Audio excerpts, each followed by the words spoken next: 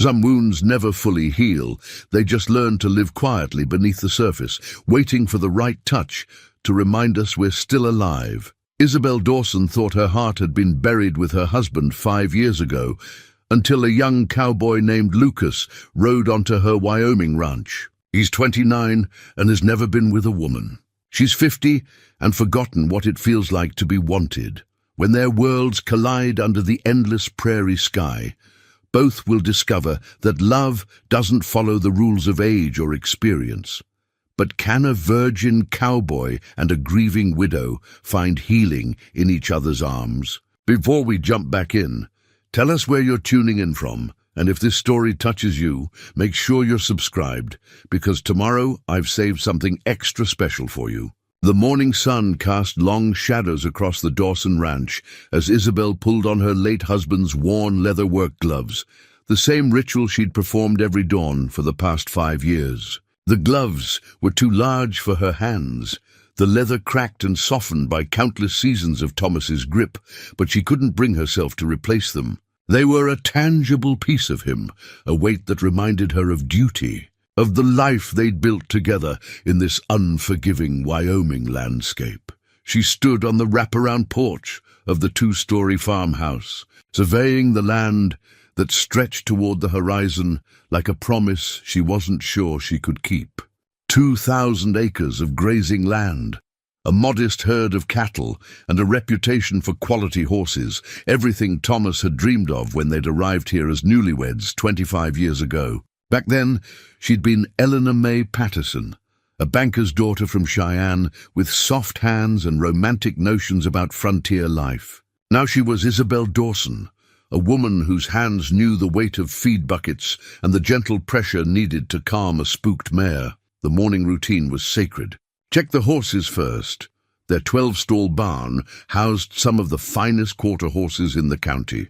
Thomas had been a master with horses, seeing potential in wild mustangs that others would have given up on. She'd learned from him, developing an intuition for their moods and needs that surprised even the most experienced horsemen in town. The horses responded to her quiet confidence, her steady presence that never demanded but always commanded respect.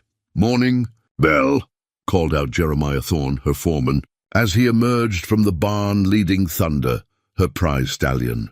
At 62, Jeremiah had worked the ranch longer than anyone, his weathered face telling stories of countless seasons under the Wyoming sun. He was one of the few people who still called her by the nickname Thomas had used, and she allowed it because Jeremiah had earned the right through decades of loyalty. "How's Thunder's leg this morning?" she asked, noting the slight favor the stallion had shown his left front hoof yesterday. "Sound as $1. That poultice you mixed up did the trick." Jeremiah's approval carried weight.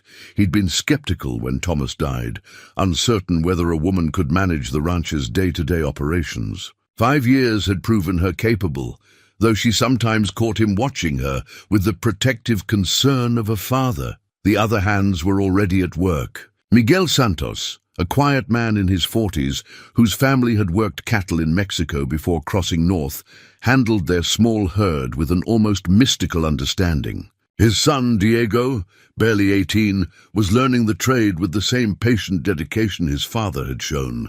There was also Frank Morrison, a former cavalry soldier, whose steady reliability made up for his tendency toward drink on Saturday nights. The ranch employed 6 men full-time, with seasonal help during branding and roundup. It was a smaller operation than the sprawling spreads owned by men like Garrett Blackwood, whose Double B ranch dominated the valley, but it was profitable, and more importantly, it was hers. The townspeople of Cedar Falls respected her business acumen, even if they whispered about her personal choices. Those whispers followed her everywhere. At the Mercantile, where Martha Kellins would ask pointed questions about why a woman her age remained unmarried. At church, where Reverend Holbrook's wife Patricia would mention eligible widowers with the persistence of a missionary. At the monthly Cattlemen's Association meetings, where her opinions were heard, but her solitude was noted with concern that bordered on judgment. "A woman needs protection," Patricia Holbrook had said just last week after service. "The frontier is no place for a lady alone. regardless of how capable she might be. Isabel had smiled politely, as she always did. But inside, she'd wanted to ask exactly what kind of protection Patricia thought she needed.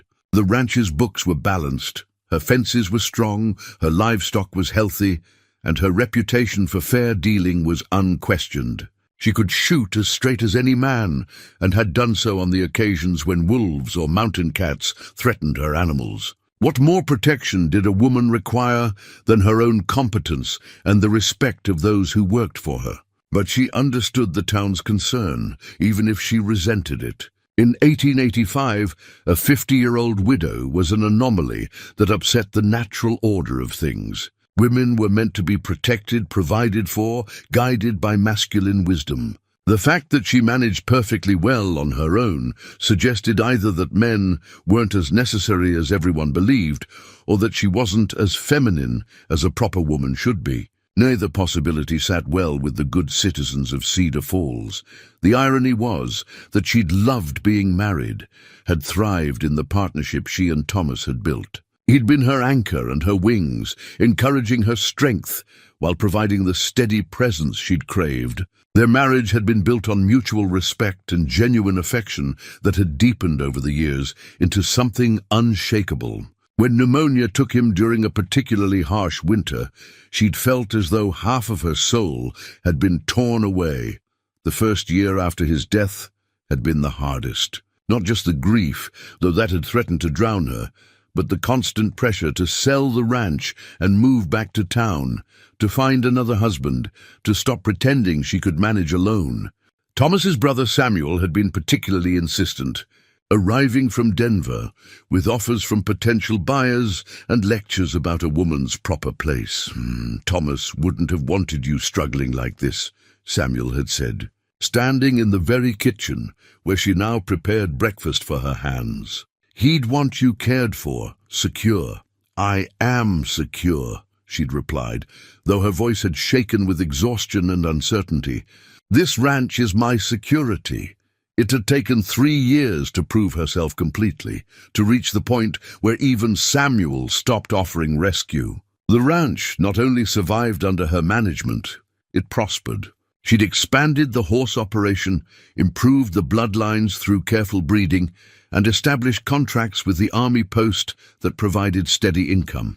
The cattlemen who'd initially patronized her now sought her advice on breeding, stock, and pasture management.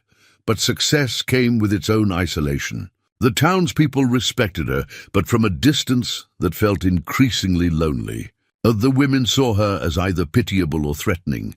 Pitiable if they thought she was struggling alone, threatening if they recognized how well she was managing without masculine guidance. Men treated her with a careful courtesy that acknowledged her success while maintaining proper boundaries. She was invited to social functions, but as a curiosity, not as a woman who might dance or laugh or feel the warmth of admiration in another person's eyes.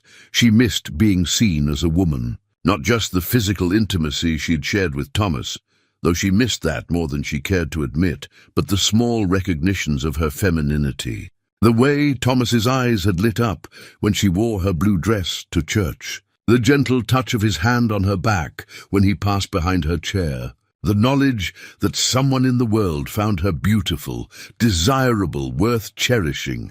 At 50, she sometimes wondered if that part of her life was simply over. Her mirror showed her a woman still handsome, with clear green eyes and auburn hair that held only threads of silver, but mirrors couldn't tell her if anyone else would ever see her that way again. The few widowers who'd shown interest had wanted a housekeeper and hostess, someone to manage their domestic affairs while they handled the important business of men. None had looked at her with the spark of genuine desire, the recognition of a woman worth pursuing rather than simply acquiring. The morning light grew stronger as she made her way to the henhouse, gathering eggs while the chickens complained about the early hour. This routine grounded her, the simple tasks that connected her to the rhythm of the land. Later, she'd ride out to check the south pasture where they'd moved the cattle last week. After that, a trip to town for supplies and the weekly torture of polite conversation with women who measured their lives by their husbands' accomplishments. But first, There was the matter of the new hand Jeremiah had mentioned needing. One of their seasonal workers had taken a job with the railroad, and spring work was demanding more help than their regular crew could handle. She trusted Jeremiah's judgment about men. He had an eye for character that came from decades of reading people, but the final decision would be hers. It was her ranch, her responsibility, and her reputation that would be affected by whoever they hired.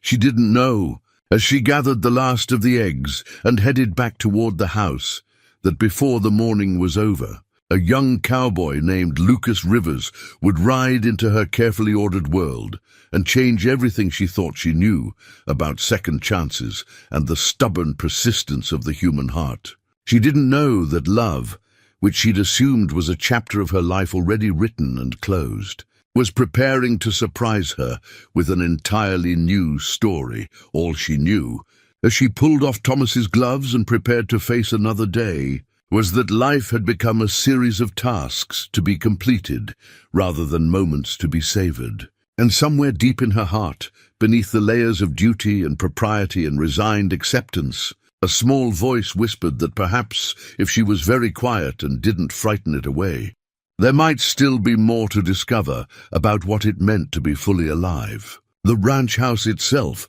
stood as a testament to the dreams she and Thomas had shared. Built of local stone and timber, with wide windows that caught both morning and evening light, it had been designed to last generations. The parlor still held the piano Thomas had surprised her with on their 10th anniversary, though she rarely played anymore. Music seemed too joyful for a house that held only memories. The kitchen remained the heart of the home, its long oak table scarred by countless meals shared with ranch hands and neighbors, its cast-iron stove reliable as sunrise. Thomas's study remained untouched, his books still arranged exactly as he'd left them. Agricultural journals, poetry volumes, and the leather-bound ledgers where he'd recorded every detail of the ranch's operations. Sometimes she'd sit in his chair and breathe in the faint scent of his tobacco that still lingered in the fabric after all these years. It wasn't morbid, she told herself, it was remembrance. But she wondered sometimes if the difference mattered. Her bedroom, their bedroom, had been harder to navigate. She'd moved to the guest room after the first terrible year, unable to sleep in the bed they'd shared without dreaming of his presence beside her. But lately, she'd found herself standing in the doorway, looking at the morning light falling across the quilted coverlet her mother had made as a wedding gift. The room felt less like a shrine now, and more like a space waiting for permission to be inhabited again. The town of Cedar Falls lay 10 miles east, nestled in a valley where the river made a lazy bend through cottonwoods and willows. It was growing slowly but steadily as the railroad brought new settlers and new opportunities. The main street boasted a hotel, 2 saloons, a mercantile, a church, and the offices of Dr. Benjamin Cross, who served as both physician and unofficial keeper of the community's secrets. There was talk of a school, though for now children were taught in the church basement by whoever was available and willing. Isabel knew every family in town, their histories and their struggles. The Morrisons had lost their eldest son to diphtheria 2 winters past. The O'Briens were struggling to make their farm profitable in soil better suited to grazing than crops. Widow Hartwell raised her 3 daughters alone after her husband died in a mining accident, taking in sewing and laundry to make ends meet. These were her people, bound together by the shared challenges of life on the frontier. Yet she often felt like an observer rather than a participant in their community. Part of her isolation was geographical. The ranch's distance from town meant she missed the daily interactions that built deeper friendships. But part of it was the careful way people treated successful women who lived outside conventional expectations. They admired her competence while questioning her choices, praised her independence while pitying her solitude. It was a delicate balance that left everyone, including Isabel, uncertain about exactly where she belonged in the social fabric of Cedar Falls. The church provided structure, if not comfort. Reverend Holbrook was a good man. His sermons practical, rather than fire and brimstone, focused on community responsibility and Christian charity. But his wife Patricia had appointed herself the guardian of social propriety, with particular attention to unmarried women over 40. Patricia's suggestions always came wrapped in concern and Christian duty, making them impossible to refuse without seeming ungrateful or prideful. "I've been praying for you, dear," Patricia would say after service, her hand warm and persistent on Isabel's arm. "The Lord doesn't intend for us to walk through life alone. There's Mr. Garrett in town, such a kind widower, and his children are grown. Or that nice Mr. Patterson who's opened the new feed store. A woman needs companionship, especially as we age." Isabel had learned to smile and nod, offering vague promises to consider Patricia's suggestions, while privately wondering if the woman had ever asked herself what kind of companionship might actually bring joy rather than just social acceptability. The widowers Patricia recommended were decent men looking for practical arrangements, someone to cook their meals and manage their households. None had looked at her with curiosity about her thoughts, admiration for her accomplishments, or interest in the woman she'd become through years of independence and responsibility. The ranch's financial success gave her security and respect, but it also set her apart. Other widows in the county had sold their land or remarried quickly, following the expected path. Her choice to stay and prosper alone was viewed as either admirable determination or stubborn pride, depending on who was doing the viewing. The men who came to buy her horses or cattle treated her with careful formality, acknowledging her business acumen while maintaining the proper distance between a lady and gentleman.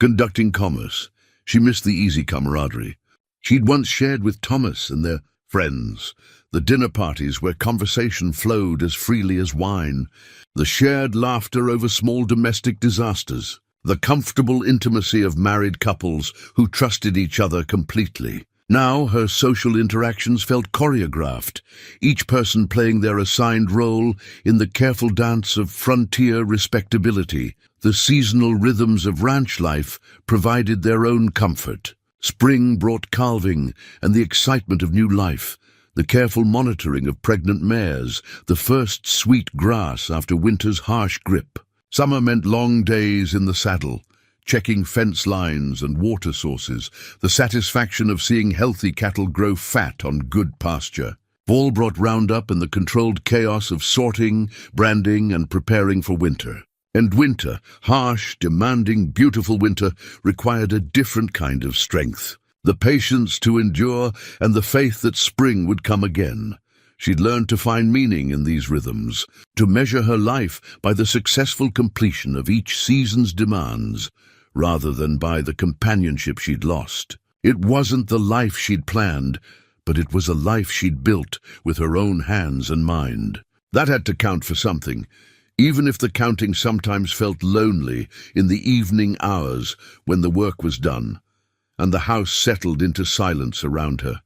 Standing on her porch now, watching Jeremiah work thunder in the corral, she felt the familiar mix of pride and solitude that defined her days. The ranch was thriving, her reputation was solid, her future was secure. She had everything a sensible woman could want, everything society said should make her content. If contentment sometimes felt like resignation, and if security sometimes felt like a beautifully appointed prison, well, those were thoughts for the quiet hours when no one was watching, and expectations didn't require her to be grateful for what she had, rather than yearning for what she'd lost. But change, as it often does, was already riding toward her across the Wyoming plains, in the form of a young man whose innocence and sincerity would challenge everything she'd accepted about the shape her life had taken. And perhaps, if she was brave enough to believe in impossible things, she might discover that contentment was only the beginning of what a woman could hope for, not the end. The rider appeared on the horizon just after 10 o'clock, a dark silhouette against the endless blue of the Wyoming sky. Isabel noticed him from the kitchen window where she was kneading bread dough. her hands working the familiar rhythm while her eyes tracked the approaching figure. Visitors were rare enough to warrant attention, especially lone riders who moved with the easy confidence of someone comfortable in the saddle. Jeremiah emerged from the barn, his hand instinctively checking the position of his sidearm, a habit from decades of frontier living where strangers could mean opportunity or trouble in equal measure. But his posture relaxed as the rider drew closer, revealing a young man on a well-maintained bay gelding, his gear neat and his approach unhurried. This wasn't a man running from anything or riding toward violence. Isabel wiped her hands on her apron and stepped onto the porch, studying the newcomer with the practiced eye of someone who'd learned to judge character quickly and accurately. He was tall and lean, probably in his late 20s, with dark hair that needed cutting and clothes that were clean, but showed the wear of long days in the saddle. His horse was a good one, not expensive, but well cared for. The mark of a man who understood that his mount was his most important possession. "Good morning," he called out as he approached, his voice carrying a slight accent that might have been Texas, or maybe just the generic drawl of someone who'd traveled widely across the frontier. He touched the brim of his hat in the gesture of respect that every cowboy learned early and never forgot. "I'm looking for the Dawson Ranch."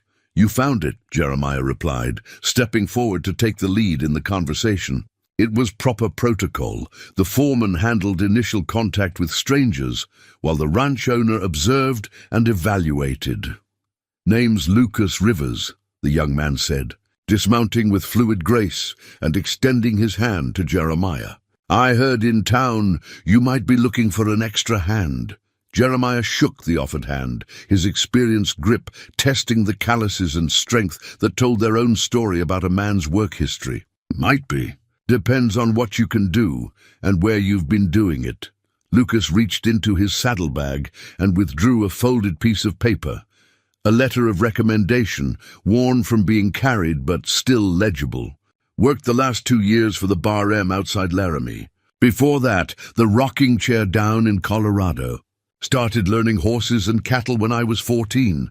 Isabel found herself studying his face as he spoke, noting the honest directness of his gaze and the way he stood, confident but not cocky, ready to prove himself without making claims he couldn't back up. There was something almost innocent about his expression, a quality that seemed unusual in a man his age who'd spent years drifting from ranch to ranch. "What brings you north?" Jeremiah asked, unfolding the letter and scanning its contents. "Heard good things about this country," Lucas replied. "Man gets tired of moving on every season.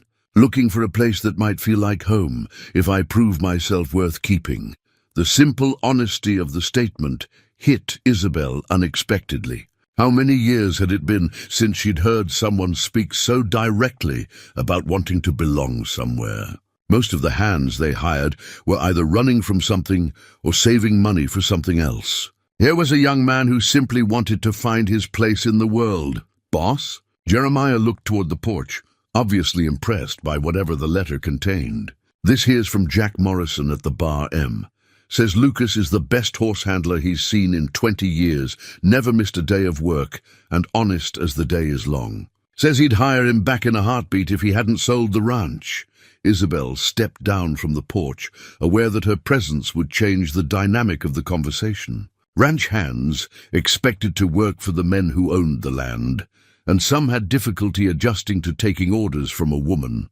She'd learned to establish her authority clearly from the beginning, before attitudes could harden into problems. "Mr. Rivers," she said, offering her hand in the same businesslike manner she used with all potential employees. "I'm Isabel Dawson. This is my ranch." His hand was warm and firm, with the deep calluses of someone who'd spent years working with rope and reins. But what struck her was the way his eyes widened slightly when she introduced herself, not with the skepticism or confusion she'd grown accustomed to, but with what looked almost like recognition, as though he'd been hoping to find exactly this situation. "Ma'am," he said, holding her hand perhaps a moment longer than strictly necessary, "it would be an honor to work for you." Something in his tone made her look at him more carefully. There was respect in his voice, but also something warmer, an appreciation that went beyond mere politeness. When had someone last looked at her that way? As though seeing her was a pleasant surprise rather than a business necessity. "We pay $30 a month plus room and board," she found herself saying, though she'd intended to question him more thoroughly first. "You'll bunk with the other hands, work 6 days a week, Sunday afternoon off unless there's an emergency. We expect honesty, reliability, and respect for the animals and the land." "Yes, ma'am. That sounds more than fair. You'll start tomorrow if you're agreeable. Jeremiah will show you to the bunkhouse and explain the routine." She turned to go back to the house, then paused. "Mr. Rivers, what made you choose the Dawson Ranch specifically? There are larger spreads in the area with more opportunities for advancement." He seemed to consider his answer carefully, looking out across the pastures where her horses grazed in the morning sun. "Sometimes bigger isn't better, Mrs. Dawson. Sometimes a man just knows when he's found the right place." The words lingered in the air between them, carrying more weight than seemed reasonable for such a simple statement. Isabel felt heat rise in her cheeks and turned quickly toward the house, confused by her own reaction. It had been a perfectly appropriate response from a potential employee, nothing more, but as she climbed the porch steps, she was acutely aware of his presence behind her, of the way he'd looked at her as though she were someone worth seeing, rather than simply someone who happened to own the ranch he wanted to work for. It had been so long since a man had looked at her that way, with interest, with appreciation, with the recognition that she was a woman as well as a ranch owner. The realization disturbed her more than it should have. Lucas Rivers was nearly young enough to be her son, a drifter looking for work, completely inappropriate for any kind of personal attention. Whatever she'd thought she'd seen in his eyes was probably her own imagination, the wishful thinking of a lonely woman reading too much into simple courtesy. From the kitchen window, she watched Jeremiah lead Lucas toward the bunkhouse, pointing out various buildings and explaining the layout of the ranch. The young man listened attentively, asking sensible questions about the horses and the work routine. He moved with easy confidence, comfortable in his own skin, in a way that suggested he'd found his calling in ranch work. But there had been something else in his manner during their brief conversation, a quality she couldn't quite define. Not the careful deference most hands showed when meeting a female ranch owner for the first time, but not presumptuous familiarity either. He'd treated her with respect, certainly, but also with a warmth that felt personal rather than professional. She told herself she was being foolish. Lucas Rivers was a working cowboy looking for steady employment, nothing more. The fact that he was handsome, well-spoken, and apparently skilled at his trade didn't change the fundamental inappropriateness of her noticing those qualities. She was 50 years old, a respectable widow, a pillar of the community. She had no business feeling flustered by a young man's smile or reading meaning into polite conversation.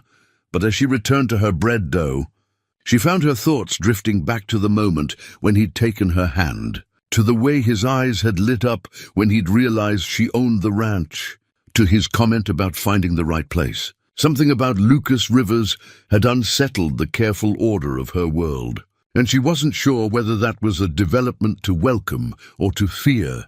Change, she'd learned, rarely announced itself with fanfare. More often it arrived quietly, in the form of a young cowboy with honest eyes and work-worn hands, carrying nothing more dangerous than a letter of recommendation and a hope for somewhere to belong. But sometimes the quietest changes were the ones that transformed everything. 3 weeks later, Isabel had to admit that hiring Lucas Rivers had been one of her better decisions, even if it hadn't brought the peace of mind she'd expected. He'd proven everything Jack Morrison's letter had claimed: reliable, skilled, and possessed of an almost mystical understanding of horses that impressed even Jeremiah. But what the letter hadn't mentioned, and what was slowly driving Isabel to distraction, was the way Lucas seemed to see straight through the careful walls she'd built around herself. It started with small things. The wooden bird carving she'd found on the kitchen windowsill after the first week, delicately crafted from a piece of pine during his evening hours. When she'd asked Jeremiah about it, he'd shrugged and mentioned that Lucas liked to whittle, had a real gift for it. The carving was beautiful, a meadowlark with its wings spread in flight, every feather detailed with patient precision. "Thought you might like it," Lucas had said when she'd thanked him, his cheeks coloring slightly. "Noticed you watching the birds at breakfast sometimes. Figured you were partial to them." The fact that he'd noticed her morning routine, that he'd paid attention to something as simple as her enjoyment of the meadowlarks that sang from the fence posts, unsettled her in ways she couldn't quite articulate. When had someone last cared enough to notice what brought her small pleasures? His work spoke for itself. The horses responded to him with an eagerness that bordered on devotion, and even thunder, temperamental at the best of times, seemed to calm in Lucas's presence. He had a gift for reading their moods, understanding what they needed before they showed distress or discomfort. Jeremiah had started consulting him on breeding decisions, a level of respect rarely granted to new hands. "That boy's got the touch," Miguel had commented in his quiet way, watching Lucas gentle a particularly fractious mare. "Some men fight the horses, some men fear them. That one listens to them." With the cattle, Lucas showed the same intuitive understanding. He could read the herd's mood, spot sickness or injury before it became obvious, and had an uncanny ability to predict which direction spooked cattle would run. Frank Morrison, initially skeptical of the young newcomer, had grudgingly admitted that Lucas knew his business better than most men twice his age. But it was during the daily routine that Isabel found herself most aware of him. He had a way of appearing when she needed help, lifting heavy feed sacks without being asked, steadying a ladder when she climbed to check the barn roof, offering his horse when hers threw a shoe 15 miles from home. The help was always offered casually, without fuss or expectation of special thanks, as though helping her was simply the natural thing to do. More disturbing were the moments when she'd catch him watching her with an expression she couldn't quite interpret. Not the careful assessment of a ranch hand evaluating his employer, but something warmer and more personal. Once, while she was working with a young colt in the corral, she'd looked up to find him leaning against the fence. His attention focused entirely on her, with a small smile playing around his mouth. "Something amusing, Mr. Rivers?" she'd asked, trying to keep her tone light. "No, ma'am," he'd replied, but the smile had deepened. "Just admiring good horsemanship. That colt's never going to give you trouble. He already trusts you completely."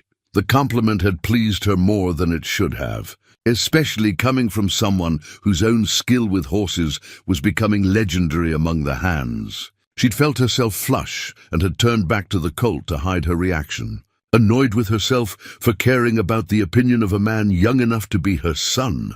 The problem was that Lucas didn't act like a young man.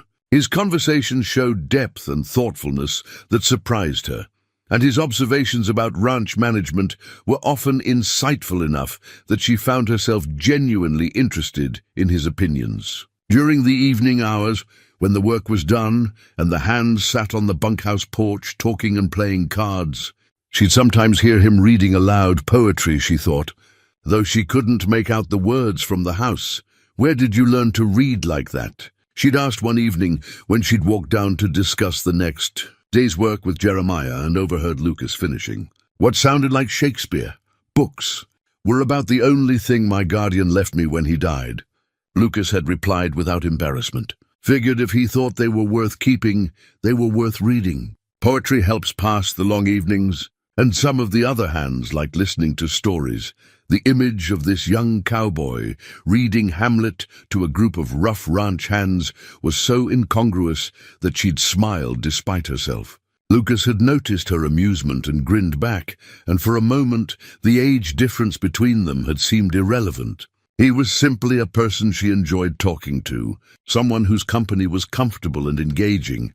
Those were the dangerous moments when she forgot to maintain the proper distance between employer and employee, when she let herself enjoy his conversation and attention as a woman rather than as a boss. Because in those moments she could almost pretend that the way he looked at her meant what she thought it might mean, that his small kindnesses were motivated by something more personal than mere courtesy. The town had begun to notice him, of course. Cedar Falls was too small for a handsome young stranger to pass unremarked, especially one working for the widow Dawson. She'd heard the speculation at church, the wondering about where he'd come from, and whether he might be suitable for one of the unmarried daughters in town. Martha Kellins had made pointed comments about how nice it must be to have such capable help, while Patricia Holbrook had observed with false casualness that young men who read poetry might make fine husbands for the right woman.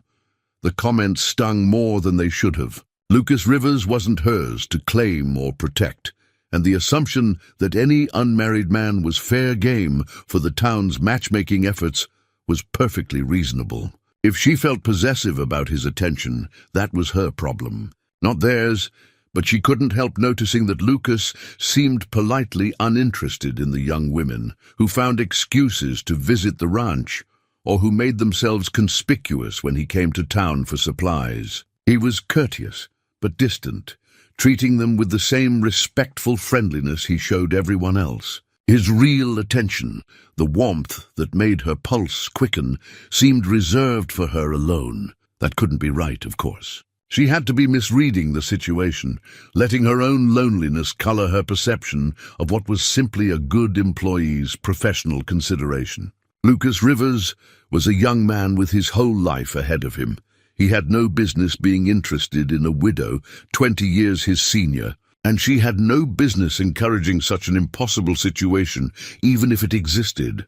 But late at night, when the ranch was quiet and she sat on her porch, listening to the distant sound of his voice, reading to the other hands, she allowed herself to wonder what it would be like to be the recipient of that gentle attention, to have someone care enough to carve her small gifts and notice what made her smile.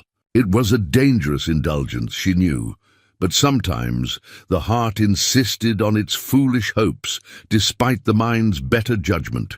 The evening conversations began by accident, born from a chance encounter on the porch when Isabel stepped outside to enjoy the sunset and found Lucas sitting on the steps, apparently doing the same thing. Thomas's old medicine bottle had fallen from her apron pocket as she sat down, rolling across the wooden planks with a hollow rattle that seemed unnaturally loud in the quiet air. "Sorry," she murmured, reaching for the bottle, but Lucas was quicker, his fingers closing around the amber glass before handing it back to her with careful gentleness. "Headache powders?" he asked, his tone carrying genuine concern rather than mere politeness. "Something like that," she replied, not ready to explain that she'd been carrying the bottle since finding it while cleaning Thomas's study that morning, a tangible reminder of his mortality and, by extension, her own. The discovery had triggered a flood of memories about their life together, their plans for the future that illness had cut short, and the guilt she felt about slowly letting go of grief that had once felt like the only way to honor his memory. "My guardian used to get terrible headaches after his injury," Lucas said, settling back onto the steps as though he'd been invited to stay. War wound that never healed right. He said sometimes the pain wasn't in his head at all, it was in his heart, and his head was just the place it decided to settle. The observation was so unexpectedly perceptive that Isabel found herself really looking at him, noting the way the evening light caught the gold flecks in his brown eyes and softened the strong line of his jaw. There was an old soul quality about him that seemed at odds with his young face, a depth of understanding that spoke of experiences beyond his years. "Tell me about him," she said, surprising herself with the request. "Your guardian, James Morrison, no relation to Jack Morrison who wrote my letter, just one of those coincidences. He took me in when I was 14, and my parents died of typhoid. James had been a schoolteacher before the war, fought with the Colorado Volunteers until a Confederate bullet scrambled his brains enough that he couldn't remember poetry the way he used to. That's when he decided teaching other people's children wasn't for him anymore. But he could still teach one orphan boy how to read and think and treat the world with respect." Lucas's voice carried the kind of affection reserved for people who'd shaped us fundamentally. And Isabel found herself drawn into the story despite her better judgment. He sounds like a remarkable man. He was. Died 3 years ago, left me his books and his horse and enough money to get by for a while. That's when I started drifting, I guess, looking for something that felt like home again. He glanced at her with that direct honesty she was learning to recognize. Think I might have found it.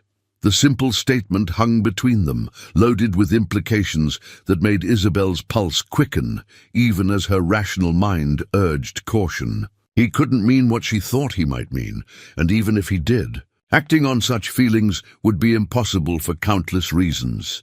The ranch is a good place, she said carefully, keeping her tone neutral. The work is honest, the country is beautiful, and the men who work here tend to stay for years if they're suited to it. It's not just the ranch. Mrs. Dawson, Lucas said quietly, his eyes holding hers with an intensity that made her breath catch. Though I suppose I shouldn't say more than that. She should have ended the conversation there. Should have reminded him of the proper boundaries between employer and employee. Should have retreated to the safety of the house before this dangerous moment could develop further. Instead, she found herself asking, "Why shouldn't you?" "Because you're a lady deserving of respect, and I'm just a cowboy with more feelings than sense. Because there's 20 years between us and a world of difference in what we've seen of life. Because I've got no right to look at you the way I do, or think the things I think when I should be concentrating on my work." His honesty was devastating in its simplicity. No flowery speeches or practiced seduction, just the straightforward admission of a man who'd been wrestling with feelings he knew were inappropriate. Isabel felt something shift inside her chest, a loosening of the tight control she'd maintained over her emotions for so long. "What do you think, Lucas?" The question escaped before she could stop it, his first name feeling strange and intimate on her tongue.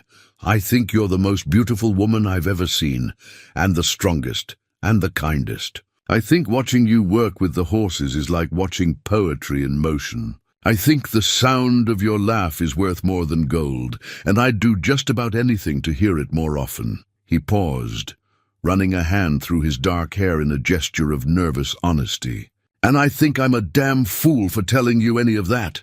The words hit her like a physical force, stirring feelings she'd thought buried with Thomas. When had someone last called her beautiful and meant it? When had anyone looked at her with the kind of admiration she saw in Lucas's eyes, not for what she could provide or the convenience she might represent, but simply for who she was? "Lucas," she began, then stopped, unsure what she could possibly say that wouldn't either encourage something impossible or crush something precious. "I know," he said, saving her from the necessity of response. "I know all the reasons it's impossible. I'm not asking for anything.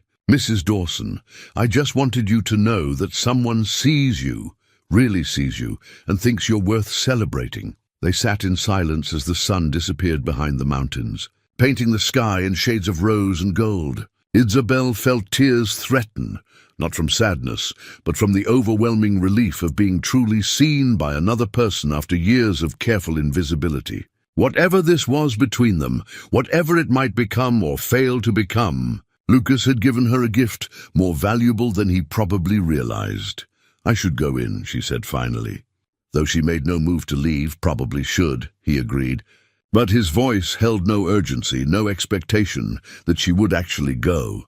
Instead, she found herself telling him about Thomas, about the medicine bottle and the memories it carried, about the guilt of healing and the fear of forgetting. He listened without judgment, offering the kind of understanding that had nothing to do with age or experience, and everything to do with the quality of attention he paid to the people he cared about. When she finally stood to go inside, Lucas rose with her, steadying her elbow as she navigated the porch steps in the growing darkness. His touch was brief and respectful, but it sent warmth shooting up her arm and reminded her how long it had been since she'd been touched by gentle hands. "Good night, Isabel," he said softly, and hearing her name in his voice felt like a small revolution. "Good night, Lucas," she replied, and knew that something fundamental had changed between them, something that could never quite be unchanged again. The pressed wildflower appeared on her desk 3 days later, a delicate prairie rose, carefully preserved between two pieces of thin glass. Isabel found it while reviewing the ranch's account books, the morning light catching the translucent petals and casting shadows that looked like lace against the wooden surface. "I noticed you mentioned missing your garden," Lucas said from the doorway, hat in his hands and that familiar flush coloring his neck.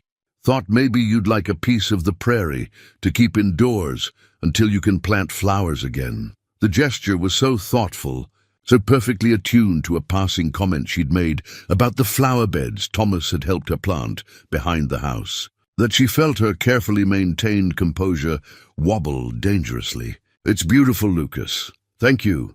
There's a whole field of them about 2 miles south, near the creek where we moved the cattle last week. If you'd like, I could show you sometime." The invitation was casual enough, but his eyes held the same hopeful intensity she was learning to recognize. "That would be nice," she heard herself saying, though every rational thought screamed that spending time alone with him away from the ranch was exactly the kind of mistake she couldn't afford to make. The truth was that Lucas Rivers had begun occupying entirely too much space in her thoughts. She found herself timing her morning routines to coincide with his, lingering over breakfast preparations so she could watch him work with the horses through the kitchen window. The evening conversations had become a regular occurrence, both of them gravitating toward the porch as though drawn by forces beyond their control. Their talks ranged from practical matters, ranch management, horse breeding, the best grazing areas for different seasons, to topics she hadn't discussed with anyone in years. Literature, philosophy, the dreams that drove people to seek new lives on the frontier. Lucas's education might have been unconventional, but his mind was sharp and curious, his observations often surprising her with their insight. "You ever think about what you'd do if money wasn't a consideration?" he'd asked one evening, whittling another small carving while they watched the stars emerge. "Travel, maybe," she'd replied, surprised by the admission. "See the ocean, visit the cities I used to read about. Thomas and I always said we'd take a trip back east once the ranch was well established, but somehow there was always another crisis, another reason to postpone it." "What's stopping you now?" The question had caught her off guard. "Responsibility, I suppose. The ranch needs constant attention, and I can't just abandon it for a pleasure trip. Could if you had the right person to leave it with," Lucas had said quietly, his knife pausing in its work. "Someone you trusted completely." The implications of the statement had sent heat racing through her veins. Was he suggesting he might be that person someday? Was he thinking in terms of a future that included both of them? The possibility was both thrilling and terrifying, but it was Garrett Blackwood's visit that forced her to confront just how complicated her situation was becoming. The owner of the Double B Ranch had been circling her property for years, with the patient persistence of a man who knew that every ranch eventually came up for sale. His arrival on a Tuesday morning, dressed in his finest suit and riding his most expensive horse, suggested this wasn't a casual social call. "Mrs. Dawson," he said, dismounting with the careful dignity of a man in his 60s who no longer moved as easily as he once had. "I hope you'll forgive the unannounced visit, but I have a proposition that I believe deserves your immediate consideration." Garrett was everything the town thought she should want in a second husband. Wealthy, established, respectable. He owned the largest ranch in 3 counties, had successfully raised 4 children after his wife's death, and commanded the kind of respect that came from decades of sound business decisions. He was also boring as dust and possessed all the romantic sensibilities of a fence post. "Of course, Mr. Blackwood, would you like to come inside for coffee?" "That's kind of you, but I prefer to conduct business outdoors when possible."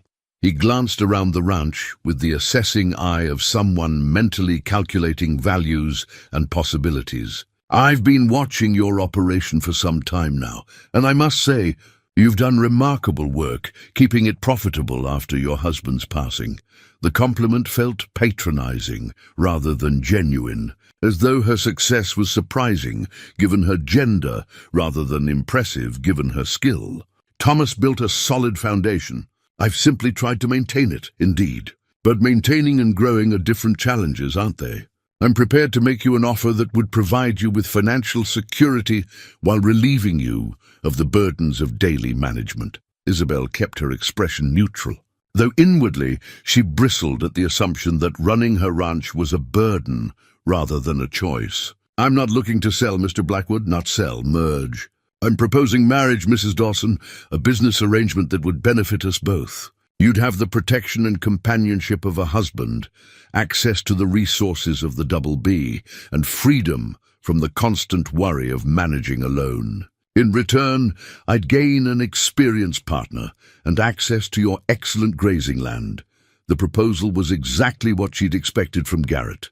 Practical, bloodless, focused entirely on mutual advantage rather than any pretense of affection. She was opening her mouth to decline politely when Lucas appeared around the corner of the barn, leading Thunder toward the corral. Your new hand seems capable, Garrett observed, following her gaze.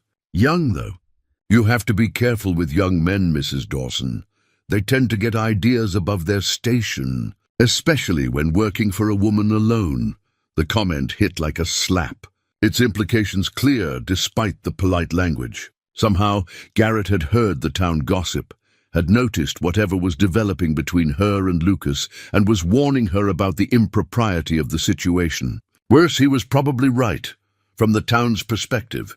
Her growing attachment to her young employee was exactly the kind of scandal that proved widows needed masculine guidance. My employees conduct themselves appropriately, Mr. Blackwood, she said coldly. I'm sure they do. But appearances matter, especially for a woman in your position. Marriage would end any speculation about your situation here. The threat was veiled, but unmistakable. Refuse his proposal, and he'd make sure the town's whispers became loud enough to damage her reputation. Accept, and she'd be safely contained within conventional expectations once again. I'll need time to consider your offer, she said, hating herself for not refusing outright. Of course, but don't take too long, my dear. Opportunities like this don't remain open indefinitely. After Garrett left, Isabel stood on her porch, feeling as though the walls of her carefully constructed life were closing in. Marriage to him would solve her practical problems, while destroying everything that mattered to her. But refusing might mean facing social ostracism that could affect not just her, but everyone who worked for her. Lucas approached the house as evening fell, obviously intending their usual conversation, but stopped when he saw her expression. Bad news? He asked quietly. Complicated news, she replied, then found herself telling him about Garrett's proposal, despite knowing she shouldn't burden him with such personal concerns. Lucas listened without interruption, his face growing more serious with each detail. When she finished, he was quiet for a long moment, staring out at the mountains that caught the last light of day. What do you want to do? He asked finally. I want to tell him to go to hell, she said, then blushed at her own language. But it's not that simple. Why not? Because he's right about appearances. Because people are talking about us, and my reputation affects everyone who works here. Because maybe it would be better for everyone if I just accepted the inevitable. Lucas turned to face her fully, his eyes intense in the gathering dusk. Is that what you really believe? That settling for a loveless marriage is better than fighting for what you actually want.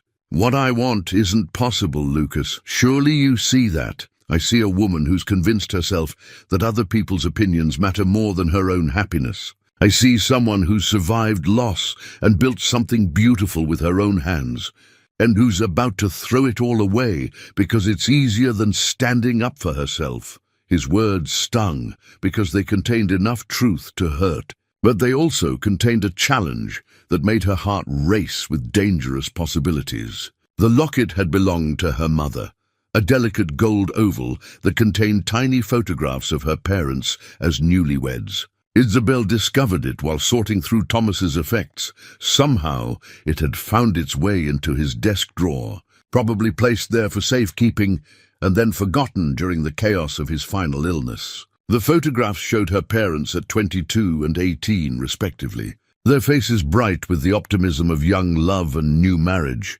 What struck her most was how happy they looked together, despite the 16-year age difference that had scandalized her maternal grandmother and prompted whispered speculation throughout their courtship. Her mother had been barely out of schooling when she'd fallen in love with the established banker who would become Isabel's father. Their marriage had lasted 43 years, ending only with her mother's death from consumption when Isabel was 32. She'd never thought much about the age gap between her parents, had accepted their love story as simply the natural order of her family's history. But now, holding their images and remembering their devotion to each other, she found herself wondering why society's rules about appropriate matches seemed to shift depending on which direction the years flowed. The town's pressure had intensified since Garrett's visit, though the criticism came wrapped in concern and Christian duty as always. Patricia Holbrook had made a point of mentioning how fortunate Isabel was to have attracted the attention of such an established man, while Martha Kellins had observed with false casualness that ranch work was getting too demanding for a woman of Isabel's age to manage alone. Even Dr. Cross had weighed in during her visit to town for supplies, suggesting with medical authority that women approaching their 50s needed the security and companionship that only marriage could provide. The message was clear: accept Garrett's proposal or face increasing social isolation until she had no choice but to capitulate. But it was the treatment Lucas received that truly opened her eyes to the vindictive nature of small-town righteousness. She'd witnessed it herself during their trip to town for ranch supplies, watching as respectable matrons pulled their daughters away from his polite greetings and shopkeepers served him with barely concealed hostility. Boy's getting above himself, she'd overheard Frank Patterson say to another customer at the feed store. Working for a woman alone gives some men ideas about their place in the world.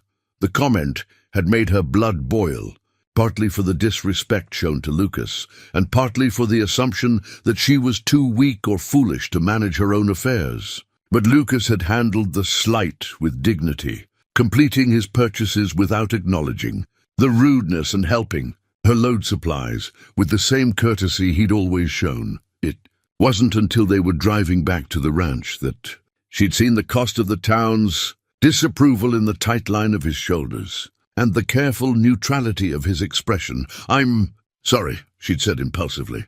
"The way they treated you was inexcusable."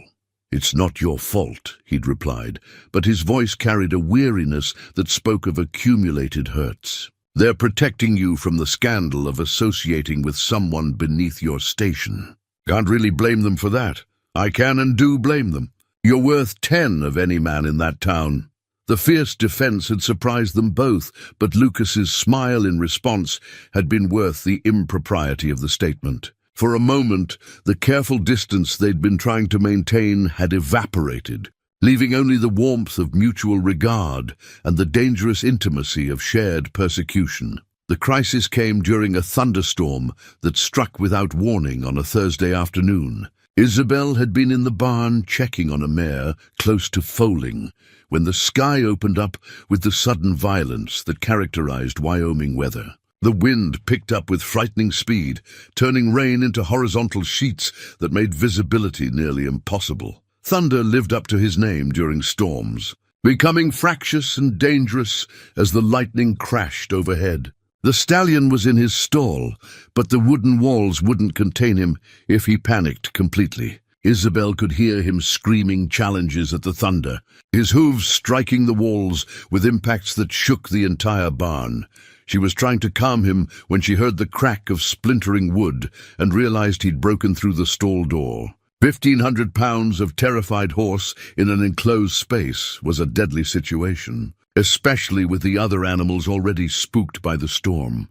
Lucas appeared as though summoned, moving with calm purpose despite the chaos. He didn't try to grab Thunder's halter or force a confrontation.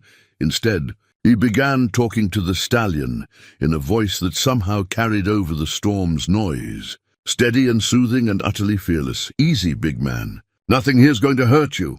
Just a little noise from the sky. Nothing that's going to last. To Isabel's amazement, thunder began to settle, his ears flicking toward Lucas's voice even as lightning continued to split the sky. Gradually, the horse allowed himself to be led toward an empty stall, though his muscles remained tense and ready to bolt.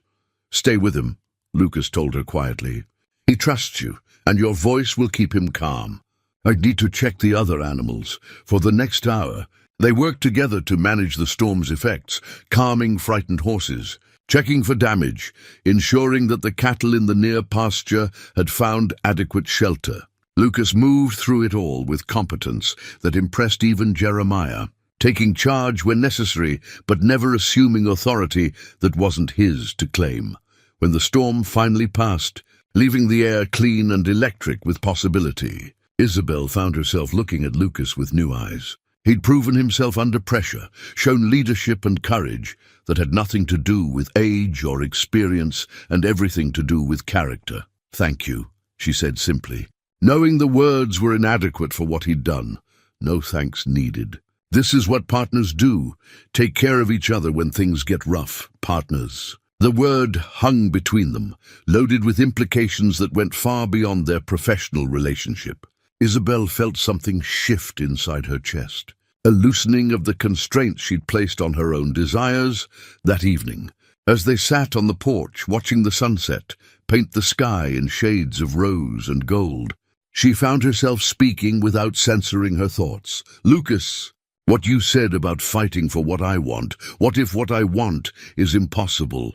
"Nothing's impossible if you're willing to pay the price for it," he replied, his eyes serious in the gathering dusk.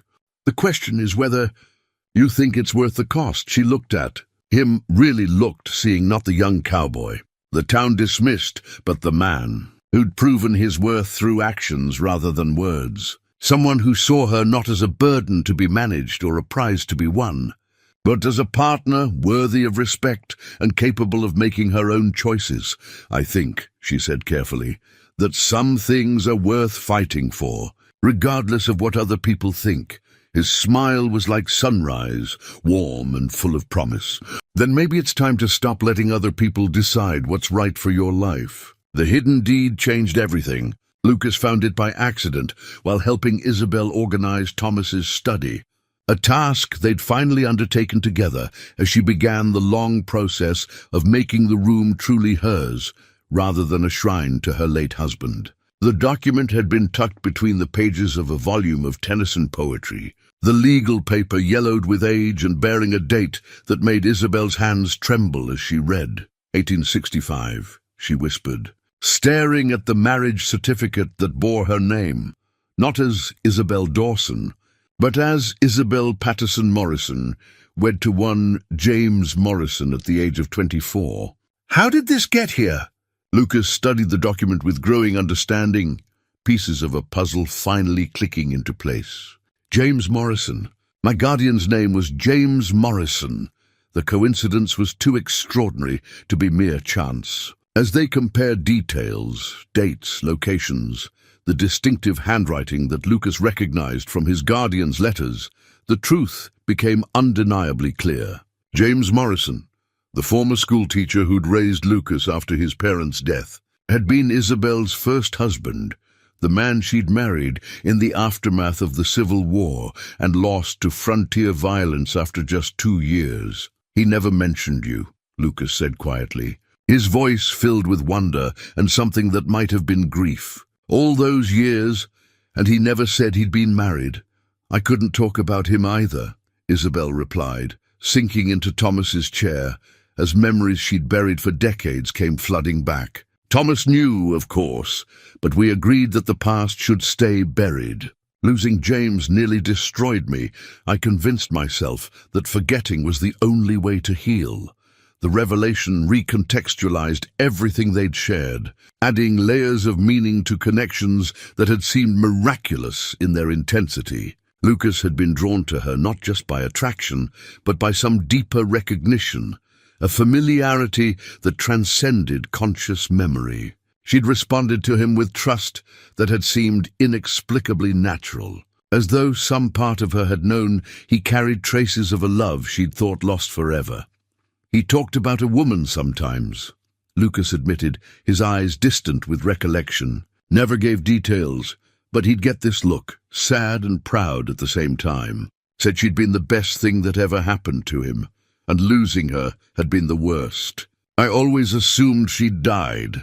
I did die in a way, Isabel said, her voice thick with unshed tears. The woman who loved James Morrison died when he did.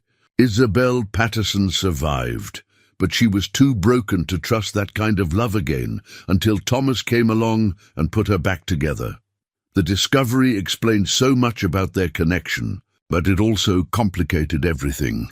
How could she pursue a relationship with the man who'd been raised by her first husband? What did it mean that fate had brought them together through such an impossible coincidence? Was their attraction real, or simply the echo of old grief seeking resolution? This doesn't change anything, Lucas said firmly, as though reading her doubts. What I feel for you has nothing to do with James or the past. I fell in love with the woman you are now, not the girl you used to be. But even as he spoke the words, Isabel could see the uncertainty in his eyes. The revelation had shaken him too, forcing him to question whether his feelings were genuine or somehow influenced by the connection to his guardian. The simple clarity of their growing love had become tangled with implications neither of them knew how to navigate. The timing couldn't have been worse. Garrett Blackwood had grown impatient with her delay in responding to his proposal and had begun applying pressure through channels she hadn't expected. Legal channels? There's been a complaint filed with the territorial court, Dr. Cross informed her, during what she'd assumed was a routine visit to check on a ranch hand's injury. Questions about your management of the ranch, suggestions that a woman alone might not be capable of maintaining proper stewardship of such valuable land. The words hit like a physical blow. On what grounds? Financial irregularities, allegedly. Nothing specific, but enough to warrant an investigation. I'm sorry, Isabel, I tried to discourage the inquiry. But once these things gain momentum, he trailed off. His expression apologetic but helpless. She knew without being told who was behind the complaint. Garrett had the connections and resources to make legal trouble. And more importantly, he had the social standing to make his concerns seem legitimate rather than vindictive. A respected rancher worried about a widow's ability to manage. Valuable land would be taken seriously by territorial authorities who already believed women needed masculine guidance. The investigation would scrutinize every aspect of her ranch management, looking for evidence of incompetence or impropriety. Her books were immaculate, her operations profitable, but bureaucrats predisposed to find fault would discover problems where none existed. Worse, the mere existence of the investigation would damage her reputation and validate the town's whispers about her unsuitability for independence. How long do I have? She asked. The investigator arrives next week. Garrett suggested that marriage would resolve the concerns immediately. A husband's oversight would satisfy the court that proper management was assured. The trap was elegant in its simplicity. Accept Garrett's proposal and the legal problems would disappear. Refuse and face the loss of everything she'd worked to build. Either way, her independence would be destroyed. That evening she shared the news with Lucas, watching his face grow hard with anger as she explained the situation. He can't just steal your ranch, Lucas said, his voice tight with controlled fury. He's not stealing it. He's forcing me to choose between marriage and potential ruin. Legally, it's perfectly sound. Morally, she shrugged, too exhausted to find words for her disgust. There has to be another way. Some legal recourse, some way to fight back. With what resources? Garrett has money and connections I can't match. Even if I could prove this is retaliation for refusing his proposal, the investigation itself will accomplish his purpose. They sat in silence as darkness fell around them, both understanding that they were facing the end of something that had barely begun. The hidden deed had raised questions about the nature of their connection, but Garrett's legal maneuvering had made those questions irrelevant. Whatever future they might have imagined together was being crushed by forces beyond their control. "Marry me," Lucas said suddenly, his voice quiet but determined. "Lucas, I'm serious. If the problem is that you need a husband to satisfy legal requirements, then marry me. I know it's not what either of us planned, but it would solve the immediate crisis and give us time to figure out the rest." The proposal was both everything she'd dreamed of and nothing like what she'd hoped for. Marriage to Lucas would indeed resolve the legal challenges, but it would also trap them both in a relationship born from desperation rather than choice. How could she be sure his offer came from love rather than gallant protectiveness? How could he be certain her acceptance wasn't just grateful compliance? "The town would never accept it," she said, though her heart was already leaping toward the possibility. A 50-year-old widow marrying her 29-year-old ranch hand? The scandal would destroy us both. Let them talk. We know the truth about what we feel for each other, and that's what matters. Is it the truth, though? This revelation about James, the pressure from Garrett. How can we be sure our feelings are real when everything else is so complicated? Lucas was quiet for a long moment, his face serious in the moonlight. "Do you remember what you told me about James? About how losing him nearly destroyed you?" She nodded, not trusting her voice. "I felt that way when I thought I might lose you to Garrett's proposal. Not because of any connection to my guardian, but because the thought of watching you marry someone else made me want to saddle my horse and ride until I forgot what happiness felt like." Jim. He reached for her hand, his fingers warm and steady around hers. "That's not the echo of old grief, Isabel. That's love, messy and complicated and probably inconvenient, but real." The sincerity in his voice cut through her doubts like sunlight through storm clouds. Whatever had brought them together, coincidence, fate, or the mysterious workings of hearts that refused to accept conventional limitations, what they felt for each other had grown beyond its origins. "If I say yes," she said carefully, "it can't be just to solve the legal problems. It has to be because we both believe this is what we want, regardless of the consequences."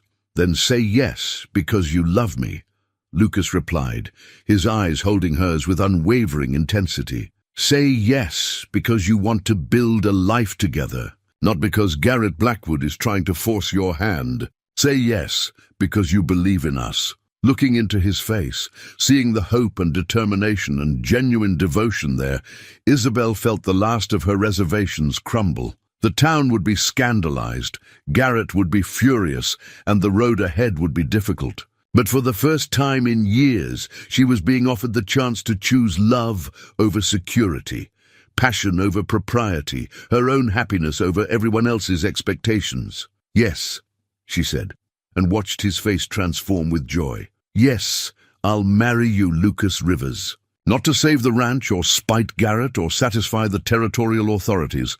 I'll marry you because I love you and because life's too short to waste on anything less than extraordinary." His kiss was gentle and reverent, a seal on promises that would be tested by every challenge ahead. But in that moment, surrounded by the vast Wyoming night and the infinite possibilities of love that refused to follow rules, Isabel knew they'd found something worth fighting for. The morning Isabel removed Thomas's wedding ring from her finger marked the beginning of the end of one life and the start of another.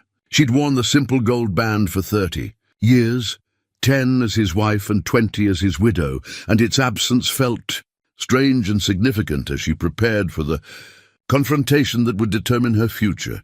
The territorial investigator had arrived as scheduled, a thin, officious man named Morrison Hartwell, who'd made his sympathies clear within minutes of his introduction. He'd spent 3 days scrutinizing her books, interviewing her employees, and examining every aspect of the ranch's operations with the prejudiced eye of someone looking for evidence of female incompetence rather than actual irregularities. "Your records are quite thorough, Mrs. Dawson," he'd admitted grudgingly after completing his review.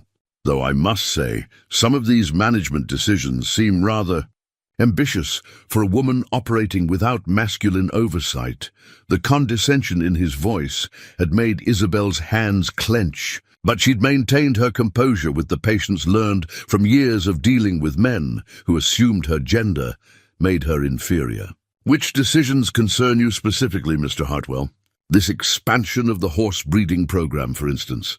The investment in new bloodlines represents significant financial risk. A more conservative approach might be prudent. The breeding program has increased our profits by 30% over the past 3 years, she'd replied coolly. The army contracts alone justify the investment, and our reputation for quality stock has attracted buyers from as far as Denver. But facts, she was learning, mattered less than preconceptions when those preconceptions aligned with legal and social prejudices. Hartwell had continued to question decisions that any reasonable person would recognize as sound business practice, his skepticism clearly influenced by his meetings with Garrett Blackwood and other concerned citizens who'd expressed worry about her management capabilities. The town meeting had been called ostensibly to address community concerns about the ranch's future, but everyone understood its real purpose. Cedar Falls would decide whether to support Isabel's independence or endorse Garrett's claim that she needed masculine protection. The outcome would influence Hartwell's final report and determine whether she could continue operating the ranch on her own terms. Jeremiah had been the first to declare his loyalty, his weathered face grim with determination as he'd made his position clear. Been working this ranch for 15 years, and I've never seen it run better than it is right now. Any man who says Mrs. Dawson can't manage her own affairs is either blind or lying. Miguel had nodded his agreement, his quiet dignity adding weight to Jeremiah's endorsement. She knows cattle, she knows horses, and she knows people. The ranch prospers because she makes good decisions. Even Frank Morrison, despite his occasional drinking and general skepticism about female authority, had grudgingly acknowledged her competence. Don't much like taking orders from a woman, he'd admitted. But I like eating regular and getting paid on time. Mrs. Dawson's never failed to do right by the men who work for her. But the most unexpected support had come from Lucas himself, who'd requested permission to address the investigator formally despite the risk to his own position. His defense of her management had been both passionate and precisely detailed, demonstrating knowledge of ranch operations that impressed even her critics. Mrs. Dawson doesn't just give orders, he'd told Hartwell with quiet intensity. She works alongside us, knows every animal on the place by name, and makes decisions based on 25 years of experience with this land. Any investigation that questions her competence is investigating the wrong things. The loyalty of her employees had been gratifying, but Isabel knew it wouldn't be enough to overcome the social pressure building against her. Patricia Holbrook had organized the concerned citizens with the efficiency of a military campaign, gathering testimonials about the impropriety of a woman living alone with hired men and the scandal of her apparent attachment to Lucas. "It's not natural," Patricia had declared to anyone willing to listen. "A woman her age carrying on with a boy young enough to be her son. Something needs to be done before the situation becomes completely unseemly." The whispers had grown louder and more vicious as news of the investigation spread. Stories about late-night conversations on her porch, about the special attention Lucas received, about the impropriety of their working relationship had taken on lives of their own. By the time these tales reached territorial authorities, they'd been transformed into evidence of moral corruption that justified questions about her fitness to manage valuable land. Garrett, meanwhile, had positioned himself as the reluctant savior, a respected man willing to sacrifice his own comfort to resolve a difficult situation through marriage. His supporters portrayed him as almost saintly in his willingness to take responsibility. For a woman who'd obviously lost her way, it's not Mrs. Dawson's fault, she'd overheard Martha Kellens saying at the Mercantile. Grief can affect a woman's judgment, especially when she's been alone too long. Mr. Blackwood is offering her a chance to regain her respectability. The hypocrisy was breathtaking. These same people had praised her business acumen for years, had sought her advice on livestock and land management, had acknowledged her success in maintaining one of the county's most profitable operations. But the moment her personal life deviated from their expectations, her professional competence was suddenly in question. The evening before the town meeting, Isabel sat on her porch with Lucas, both of them aware that they were facing a battle that would determine not just their future together, but her right to live according to her own choices. "Are you ready for tomorrow?" Lucas asked, his voice steady despite the tension she could see in his shoulders. "As ready as anyone can be for public judgment," she replied, surprised by her own calm. "Either we convince them that love doesn't follow their rules, or we find somewhere else to be happy. You'd leave the ranch." The question carried undertones of guilt, as though he blamed himself for putting her in a position where such sacrifices might be necessary. "I'd leave anything that stood between us and the life we want to build together," she said firmly. "This land is important to me, but it's not more important than you. If Cedar Falls can't accept us as we are, then perhaps we don't belong in Cedar Falls." But even as she spoke the words, she felt the pain of potentially losing the life she'd built with such care. The ranch represented more than property or investment. It was the tangible proof of her competence, the foundation of her independence, the legacy she'd hoped to leave. Walking away would mean abandoning not just land, but identity. Lucas seemed to understand her internal struggle. "We won't have to leave," he said with quiet confidence. "Tomorrow, when people see us together and hear what we have to say, they'll understand that what we have is real and worth defending." His faith was touching. But Isabel had lived long enough to know that people often chose comfortable prejudices over inconvenient truths. Still, his certainty gave her strength, reminding her that whatever happened tomorrow, she wouldn't face it alone. They'd spent the evening making final preparations, reviewing the ranch's financial records one more time, discussing their strategy for the meeting, and acknowledging the possibility that they might need to start over somewhere else. But mostly they'd simply sat together, drawing comfort from each other's presence as they prepared for the most important fight of their lives. "Whatever happens tomorrow," Lucas said as they prepared to go inside, "I want you to know that loving you has been the greatest privilege of my life. Even if we lose everything else, we'll still have that." Isabel felt tears threaten at the simple beauty of his words. "I love you too, Lucas Rivers, more than I thought possible, more than I believed I deserved." Their kiss goodnight carried the weight of promises and possibilities, of a love that had surprised them both with its depth and intensity. Tomorrow, they would stand before their community and defend their right to choose happiness over convention. Tonight, they simply held each other and marveled at the miracle of finding love when neither had been looking for it. The ring she'd removed that morning sat on her dresser, a symbol of her past that she'd finally found the courage to set aside. In its place, she wore only the hope that tomorrow would bring the freedom to embrace a future she'd never dared to imagine. But regardless of what the town decided, she knew she'd already won the most important battle, the one against her own fear of living fully again. The Cedar Falls Community Hall had never held so many people, their voices creating a low buzz of anticipation and judgment that filled the wooden building like smoke. Isabel entered with her head held high, Lucas beside her, and her ranch deed, the legal document that represented 25 years of her life, clutched in her hand like a talisman. The symbolism wasn't lost on anyone present. She was fighting not just for love, but for the right to own her own destiny. Territorial investigator Morrison Hartwell sat at the front of the room with the uncomfortable bearing of a man who discovered that his assignment was more complex than anticipated. His 3 days on the ranch had revealed financial records more meticulous than those kept by most male ranchers. Operations run with efficiency that impressed even his prejudiced expectations, and employee loyalty that spoke to leadership skills rather than feminine weakness. But the social pressure surrounding the investigation had grown beyond simple questions of ranch management. What had begun as Garrett Blackwood's calculated attempt to force a marriage proposal had evolved into a community-wide debate about proper behavior, feminine roles, and the dangerous precedent of allowing women too much independence.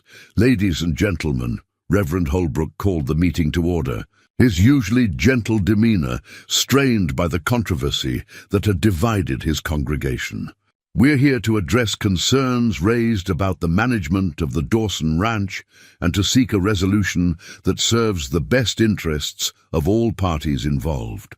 Garrett rose first, his presence commanding immediate attention. Dressed in his finest suit and carrying himself with the authority of Cedar Falls' most successful rancher, he presented the image of masculine competence that the community expected from its leaders. "Friends and neighbors," he began, his voice carrying the practiced ease of someone accustomed to being heard and obeyed. "We've gathered tonight because we care about one of our own. Isabel Dawson has shown remarkable courage in maintaining her ranch after her husband's death. But courage alone isn't enough to manage the complexities of modern ranching." His words were carefully chosen, acknowledging her efforts while undermining confidence in her continued success. "The territorial government has expressed legitimate concerns about the concentration of valuable land under the management of someone who, through no fault of her own, lacks the experience and support necessary for long-term stewardship." Murmurs of agreement rippled through portions of the crowd, heads nodding in response to arguments that sounded reasonable when stripped of their vindictive motivations. Garrett had positioned himself skillfully, not as a man pursuing his own interests, but as a community leader, responding to legitimate governmental concerns. "Mrs. Dawson's situation has become complicated by personal attachments that raise questions about her judgment," he continued, his gaze flickering toward Lucas with calculated disapproval. "A woman alone is vulnerable to influence from those who might not have her best interests at heart. Marriage would provide the stability and guidance necessary to resolve these concerns while protecting everyone involved." The accusation was elegantly veiled but unmistakable. Lucas was being portrayed as a fortune hunter, Isabel as a lonely widow whose judgment had been compromised by inappropriate affections. The narrative was designed to make Garrett's marriage proposal seem like rescue rather than coercion. Martha Kellins stood to voice her support, her words reinforcing the theme of protective concern. "We've all watched Mrs. Dawson struggle to maintain her independence, and we admire her for it.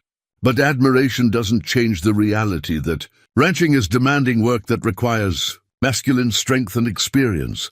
Mr. Blackwood's offer would ensure that the ranch continues to prosper while providing Mrs. Dawson with the companionship she deserves." Patricia Holbrook added her voice to the chorus, invoking Christian duty and community responsibility.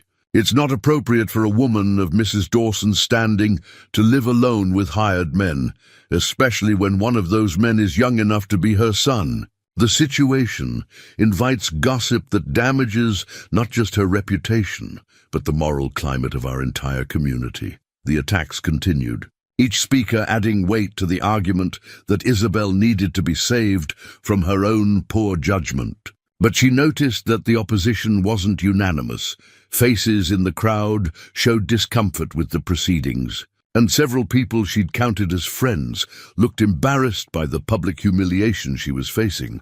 Dr. Cross surprised everyone by standing to offer a different perspective. "I've known the Dawson family for 15 years, and I can attest to Isabel's competence in all matters relating to ranch management. Her books are impeccable, her animals are healthy, and her reputation for fair dealing is unquestioned. If we're going to discuss her fitness to manage her own affairs, we should base that discussion on facts rather than speculation about her personal life."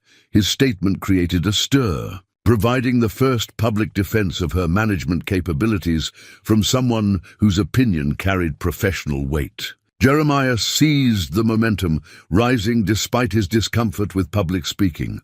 Worked for Thomas Dawson for 10 years, and I've worked for Mrs. Dawson for 5 more, he said, his weathered voice carrying clearly through the room. Never seen the ranch run better than it is right now. Woman knows cattle, knows horses, and knows how to make the hard decisions that keep an operation profitable. The tide seemed to be shifting slightly, creating space for defenders to voice their support. But Isabel knew that the real confrontation hadn't yet begun. The community would hear from both sides, but ultimately the decision would rest with territorial authorities who'd been influenced by the same prejudices that had created this situation. Everything depended on what happened next. Lucas rose to his feet with quiet dignity, and the room fell silent with surprise. Ranch hands didn't typically speak at community meetings, especially not when their employers' reputations were at stake. But something in his bearing commanded attention, a calm confidence that suggested he had something important to say. "Mr. Hartwell," he said, addressing the territorial investigator directly, "you've spent 3 days examining Mrs. Dawson's management of her ranch. What did you find?" Hartwell shifted uncomfortably, obviously preferring not to give testimony that might undermine the complaints that had brought him here. "The financial records are adequate. The operations appear profitable." "More than adequate," Lucas pressed, his voice respectful but insistent. "The ranch shows consistent profits, maintains excellent relationships with suppliers and buyers, and employs 6 men year-round in addition to seasonal help. Would you say this represents successful management?" "Success can be measured in different ways," Hartwell replied evasively. "Let me be more specific," Lucas continued, producing a folder from his jacket. "These are contracts Mrs. Dawson has negotiated over the past 3 years. Army purchases, private sales, breeding agreements. The total represents over $60,000 in business, conducted with 0 disputes or defaulted agreements. Is this the record of someone who lacks business judgment?" The dollar figures created a stir in the room. $60,000 represented serious money, proof of business acumen that couldn't be easily dismissed. Several people leaned forward with new interest, reconsidering their assumptions about Isabel's capabilities. But Garrett wasn't finished. "Mr. Rivers, your loyalty to your employer is admirable, but surely you understand that emotional attachment might compromise your objectivity. About her business decisions, the comment was designed to remind everyone of Lucas's inappropriate relationship with his employer, but he met it head-on with startling directness. "You're right that I'm not objective about Mrs. Dawson," he said, his voice carrying clearly through the room. "I love her, and I'm not ashamed to say so publicly. But my feelings don't change the facts about her competence, and they don't give anyone the right to force her into a marriage she doesn't want." Gasps echoed through the hall at his bold declaration. Lucas had just confirmed the rumors that had been circulating for weeks, admitting openly to feelings that violated every social convention the town held sacred. "Furthermore," he continued, "I'd like to know exactly what authority Mr. Blackwood has to question Mrs. Dawson's management or interfere with her personal choices. She owns her ranch, free and clear, pays her taxes, and contributes more to this community's economy than most men twice her age. By what right does anyone here presume to dictate how she should live?" The challenge hung in the air like a thrown gauntlet. Lucas had shifted the entire framework of the discussion, making it about individual rights rather than community standards, about legal authority rather than social pressure. It was then that the unexpected support arrived. Sarah Morrison, Frank's wife, stood with obvious nervousness but clear determination. "I'd like to say something," she announced, her voice trembling but audible. "Mrs. Dawson helped us through the worst winter of our lives 3 years ago. When Frank was laid up with pneumonia and we couldn't afford the doctor, she sent Dr. Cross to our place and paid the bill herself. When our cattle got through her fence and ate her winter feed, she never asked for compensation. That's the kind of person we're talking about running out of town." Her statement seemed to open floodgates of memory. Miguel Santos spoke about Isabel's fairness as an employer and her willingness to advance wages during family emergencies. Dr. Cross detailed her contributions to community welfare and her reliability in emergencies. Even Martha Kellins, clearly uncomfortable, admitted that Isabel had always paid her bills promptly and treated her employees with respect. But the most surprising testimony came from an unexpected source. A woman Isabel didn't immediately recognize stood near the back of the room, holding what appeared to be a carefully crafted quilt. "My name is Rebecca Donovan," she said, her voice carrying the authority of someone accustomed to being heard. "I represent the women of Sweetwater County who've been following this situation with interest." She moved forward, the quilt draped over her arms like an offering. "We've made this as a wedding gift for Mrs. Dawson and Mr. Rivers, because we believe love should be celebrated regardless of the age of the people involved." Mrs. Donovan's parents were 20 years apart in age, married for 43 happy years. Love doesn't follow the arbitrary rules men make to control women's choices. The quilt was beautiful, a wedding ring pattern in shades of blue and gold, clearly representing hours of careful work by multiple hands. But more important than its beauty was what it represented. Support from women outside Cedar Falls, who saw Isabel's fight as their own. "We've also taken the liberty of contacting territorial authorities about the unusual nature of this investigation," Rebecca continued. "It's remarkable how quickly governmental concern for ranch management disappears when the complainant's motives are examined closely." Garrett's face flushed with anger and embarrassment. His carefully orchestrated campaign was unraveling as community members recognized the vindictive motivations behind the legal challenges. "The question before this community isn't whether Mrs. Dawson can manage her ranch," Rebecca concluded. "She's already proven that beyond doubt.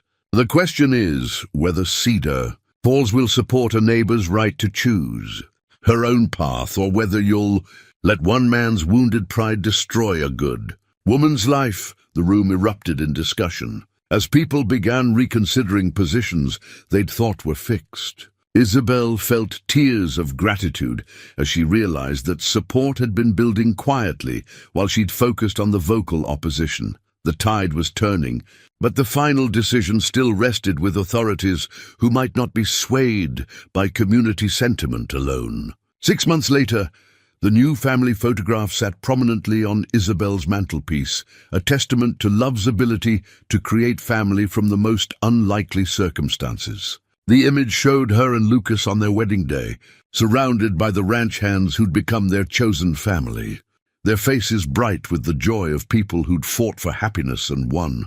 The wedding itself had been everything she'd hoped for, simple, heartfelt, and blessed by a community that had ultimately chosen love over convention. Reverend Holbrook had performed the ceremony with obvious pleasure, his earlier discomfort forgotten in the face of overwhelming community support for the union. Even Patricia Holbrook had attended, though she'd maintained her disapproval through pursed lips and careful distance from the celebration.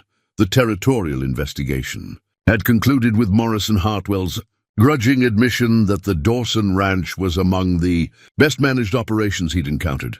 Garrett Blackwood's complaint had been dismissed as unfounded, though not before his reputation suffered damage from the revelation of his vindictive motivations. He'd left Cedar Falls shortly after the wedding, selling his holdings to a cattle company from Denver and disappearing from their lives with the bitter dignity of a man whose schemes had collapsed around him. "Still can't quite believe it," Lucas said from the doorway, watching as Isabel arranged wildflowers in the vase he'd made for her as a wedding gift. The handmade pottery was beautiful in its simplicity, glazed in shades that caught the morning light and reminded her daily of his thoughtfulness. "Which part?" she asked, turning to smile at the man who'd become her husband, her partner, and her greatest joy. "That we survived the scandal? That the ranch is more profitable than ever, or that Cedar Falls actually accepted us?" "All of it," he replied, crossing to wrap his arms around her from behind. "Sometimes I wake up and think I dreamed the whole thing, finding you, falling in love, having the town's blessing on our marriage. It seems too perfect to be real. The reality was far from perfect, but it was theirs. Their marriage had required adjustments neither had anticipated. From learning to share decision-making about ranch operations, to navigating the delicate balance between employer and spouse when dealing with the other hands. But every challenge had been met with patience and humor, their love deepening with each obstacle overcome. The ranch itself had prospered beyond their wildest expectations. Lucas's expertise with horses had attracted buyers from across the territory, while Isabel's business acumen had expanded their operations into new markets. The army contracts continued, but they'd also established relationships with Eastern buyers seeking quality stock for breeding programs. Their success had silenced even the most persistent critics, proving that their partnership was beneficial in practical as well as personal terms. Jeremiah knocked on the doorframe, his weathered face creased with the satisfaction of a man watching his predictions come true. "Sorry to interrupt, but we've got visitors coming up the road. Looks like that buyer from Kansas City you've been expecting." "Perfect timing," Isabel said, straightening her dress and checking her hair in the mirror. The business of ranching continued, but now she faced each challenge with Lucas beside her, the different strengths combining to create something stronger than either could manage alone. As they walked to the porch to greet their visitor, Isabel reflected on the journey that had brought them to this moment. The scared widow who'd worn Thomas's two large gloves and hidden behind the safety of routine had been replaced by a woman confident in her own worth and unafraid to fight for what she believed in. The transformation hadn't been easy, but it had been necessary. The pressed wildflower Lucas had given her still sat in its place of honor on her desk, a reminder of small kindnesses that had grown into something magnificent.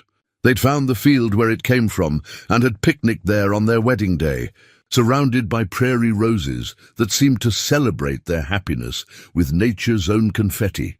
"Mrs. Rivers," the buyer said as he dismounted, using her married name with the respect she'd earned through years of honest dealing.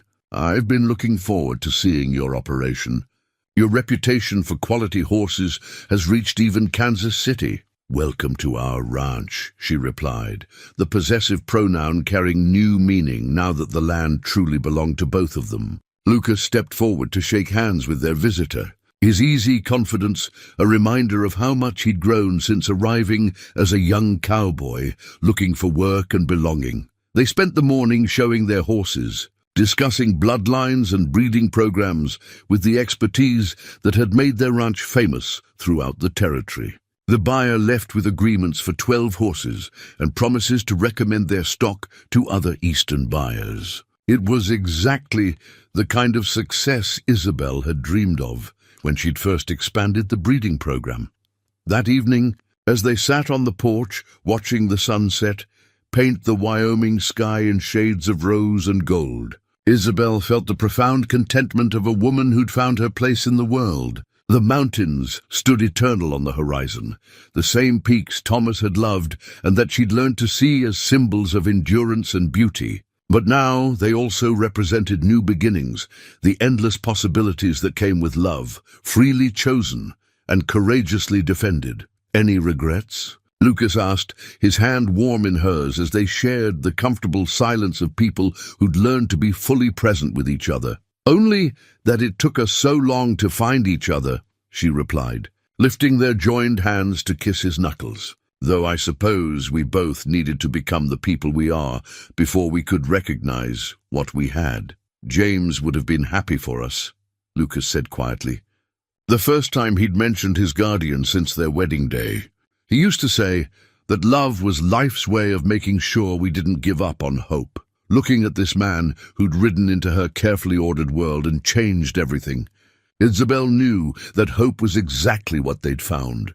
Hope for happiness that defied expectations, for love that transcended age and convention, for a future built on the foundation of two people who'd been brave enough to believe in each other. The photograph on the mantelpiece would fade with time, but the love it captured would only grow stronger, season by season, year by year. in the endless cycle of renewal that marked life on the frontier. They'd found their way home, not to a place but to each other, and that was the most extraordinary discovery of all.